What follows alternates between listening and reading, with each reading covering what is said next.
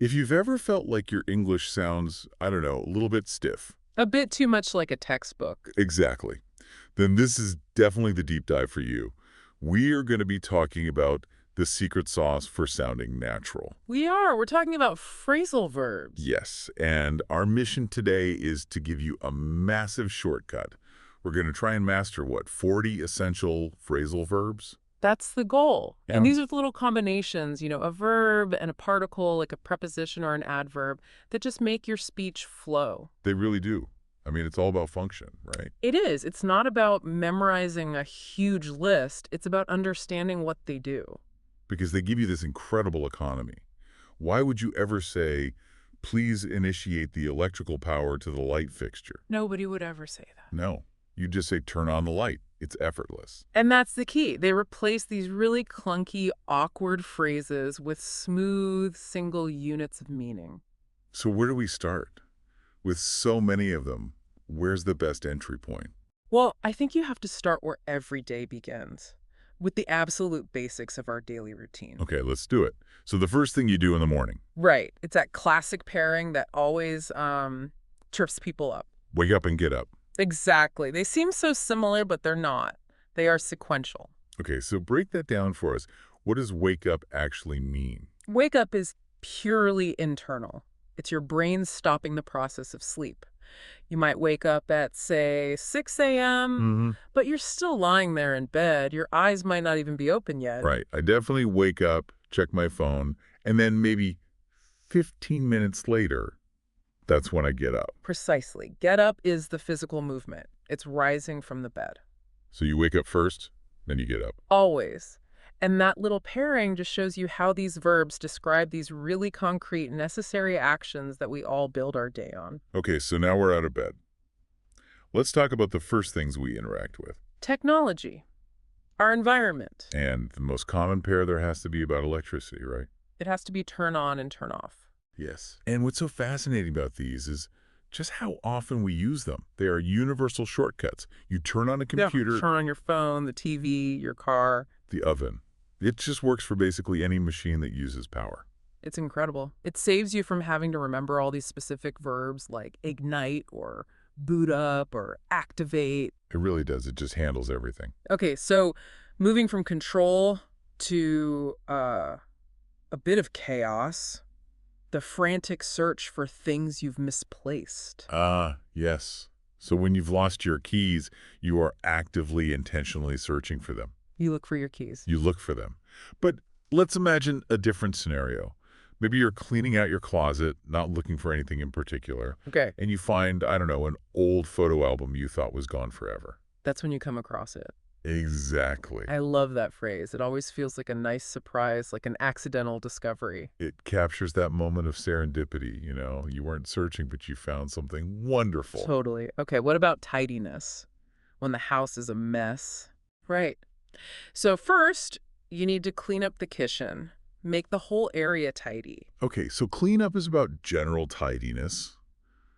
But what about actual trash? Old things you need to get rid of That's where you can either throw away the junk, or throw out the junk. Is there a difference? and this is where it gets interesting. No, not really. The sources are clear that in standard English, throw away and throw out are completely interchangeable. Oh, that's relief. It is. You don't have to stress about it. And it's the same thing for, say, paperwork. You can fill out a form, Or fill in a form. and both are perfectly correct. Use whichever one feels more natural to you. That is genuinely helpful. And just to round this section out, clothing Oh, yeah, the essentials. You put on a coat when it's cold. and its opposite. You take off your shoes when you get inside. Yeah. Those are just non-negotiable for everyday conversation. All right, so as we move from, managing things to managing people, these verbs become even more important. They really do. They help define the nature of our social interactions, especially meetings. Yeah, how do you talk about the difference between, say, a planned visit and just bumping into someone? Okay, so if you see an old friend at the grocery store, completely by chance, Right. you run into them, it suggests that little sort of delightful, unexpected collision. I like that. A collision. Okay, what if the visit is on purpose, but it's meant to be really quick and casual? Then you might drop by. You'd say, I'll drop by your office later to sign that paper. So it implies a kind of low-effort, informal visit. Exactly. And the sources also mention call on. Now, this one can sound a little more formal, maybe a tiny bit old-fashioned. How so? Well, it still means a brief visit, but it can imply a sense of duty or respect. You might call on a sick relative in the hospital. Ah, I see the distinction. Okay, let's get modern. Let's talk about the phone. Right. So you get a call, but you're busy. You can't talk. You promised to call back. You promise to call back. To return the call, that one is, incredibly high frequency. And when the conversation is over. You hang up, and this one is fascinating to me Why is that? because it's a perfect example of linguistic evolution. We still say hang up, even though we don't physically hang anything anywhere anymore. That's so true. My phone just goes in my pocket. The action is totally obsolete.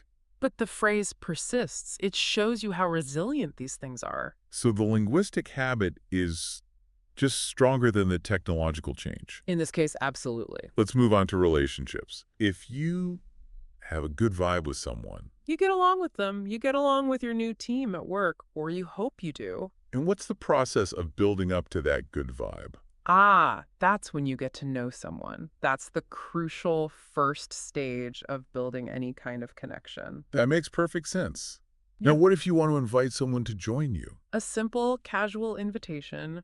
We're going to the park. Want to come along? Come along. It sounds so friendly and easy. It is. And finally, in this section, let's talk about responsibility. Yep. The verb for temporary responsibility is look after. What makes it temporary? Well, it's different from something like caring for, which might imply, serious long-term medical attention. Right. Look after is more casual. You look after your neighbor's dog for the weekend, or you look after your little sister for a few hours. Okay, let's pivot now. Let's get into the world of tasks, problems, and getting things done. The professional world, yeah. So for starting a journey, there's a very classic one. We set off early to avoid the traffic. Exactly. Set off, and then for finishing something, especially at work, We wrap up. we wrap up the meeting or we wrap up the project for the week. It just sounds so much more final and professional than just saying finish. I agree. Now, I think this next one might be the most useful problem-solving verb on the entire list. I think I know which one you mean. It has to be figure out. Oh, 100%. Figure out does so much work. It replaces formal words like solve or comprehend. Yeah, if you master this one verb, you instantly sound more natural. I just need to figure out how this new app works. It perfectly signals that, that mental effort that leads to a breakthrough. And when you're in the middle of a difficult situation, you have to. You have to deal with it. A daily necessity for pretty much everyone. Unfortunately, yeah. Yeah. And problems often bring delays. Right. So if you're late because of traffic, you can say the traffic held me up. So holdup is all about those annoying interruptions. Exactly. Yeah. But to get through them, you need to persist. And for that, you tell someone to carry on. Or keep on. Right. And the most motivational version of that is probably keep on trying. It's the essence of perseverance. And what's the opposite of that? When you stop trying? That's when you give up. And here, context is everything. How so? Well, you can give up a bad habit, like eating too much sugar, and that's a positive thing. Right. But you don't want to give up on your dreams. So the same verb can be good or bad depending on the situation. Okay, this is where things get really interesting, where the complexity of English really shines. You're talking about the verbs that do double duty. Or even triple duty, where you have to rely completely on the context to understand what's being said. Let's start with makeup. Makeup is a fantastic example. So meaning number one is about invention or deception. Like he made up a crazy story about why he was late, Exactly. He invented it. It was probably a lie. but then meaning number two is completely different. Completely. It's about reconciliation after a fight. They had a huge argument, but they made up this morning. It's amazing that one verb can cover both inventing a lie and fixing a relationship.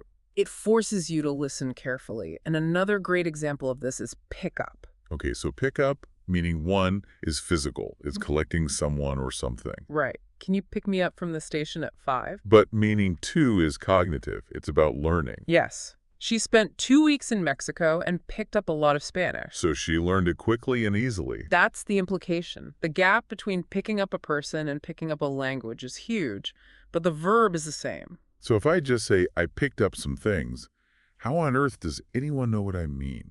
The object of the verb tells you the whole story. I picked up some French means you learned it. I picked up my laundry means you collected it. Okay, so the noun is the steering wheel. That really helps. That's a great way to put it. All right, what about testing things? We have two different kinds of trying. We do. If you're testing something new to see if you like it, like a new recipe or maybe a new piece of software, You try it. you try out the new restaurant. But if you're in a store and it's about clothing, You try on the shirt to see if it fits. It's always about apparel and sizing. exactly. Now let's talk about different ways to review something. Okay. If you just need to scan a document quickly, maybe not read every single word. You look through it. I'll look through the report before the meeting. Right. But if you need to review it carefully, explain it in detail. Then you go over it. Let's go over these instructions one more time. Perfect. And for memory, for nostalgia, We think back. We think back on our childhood. It has that warm, reflective feeling. it really does. Yeah. Now let's get a bit more dramatic. Okay. What happens if you have to cancel a big event? You have to call off the concert because of the storm. Call off. And the drama continues with blow up. Oh, this one has such a contrast. Meaning one is literally to explode. The building was blown up. Very destructive. Meaning two is to fill something with air. Like you blow up balloons for a party. That's English for you. Ah, The context shifts from total destruction to a party decoration. it's wild. Okay, what about secrets? If you accidentally reveal a secret, you let it out. It implies an unintentional release of information. And lastly, a super practical one. When you need to write something down very quickly. You jot down the phone number. All right, we're almost at the end. We just have a few more essential ones that cover things like kindness, recovery, and creativity. Starting with charity. When you give something for free. You give it away. You Yeah. give away old clothes to a good cause. Exactly. It specifically means there's no payment expected. And for recovery, from being sick or from a bad experience. For both, we use get over. You get over a nasty flu. And you can also get over a tough breakup. It signals that whole process of healing and moving on. It does. Now, in group settings, when you want to encourage people to participate, You ask them to join in. Join in the conversation or join in the game. it's very welcoming. But what about the opposite? When someone quits a commitment? They back out. He backed out of the deal at the last minute. And that usually carries a negative feeling, right? It's seen as frustrating or unreliable. Definitely. And last but not least, for all the innovators out there, when an idea just pops into your head. You come up with a plan, or you come up with a solution. This is the verb of creativity. It really is. So what does this all mean for you listening? We've just gone through 40 verbs that are, they're the absolute backbone of sounding natural in English. They are, and the real key is to change how you think about them. Don't see them as a list to be memorized. Right. See them as single concepts that are just better, more natural versions of their formal alternatives. And start small.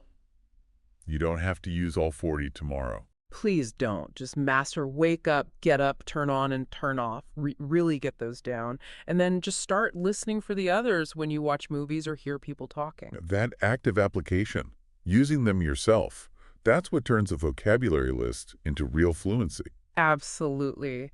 And, think back to our conversation about hang up. Yeah, how the phrase is still here, even though the action is long gone. Right. And it raises this really fascinating question for the future of the language.